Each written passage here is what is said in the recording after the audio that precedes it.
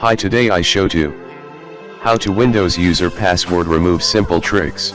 First, I have set user password, so I just skip 2 minutes.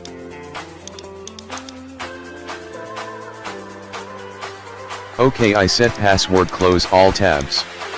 Then user account is click log off button.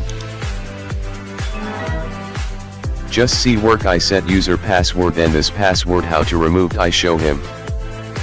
Then click restart button. You have already booting pen drivers, just insert USB ports. And enter boot menu on USB boot, then select load Windows password recovery options. You have installation Windows location searching enable, just enter option 1, then you have install Windows disk location, I select option 0, and you have remove user account option, I select user GK option 4, successful your password remove, and I have returned this step. Press ESC to edit, and then Ctrl plus Alt plus Delete press to restart your system.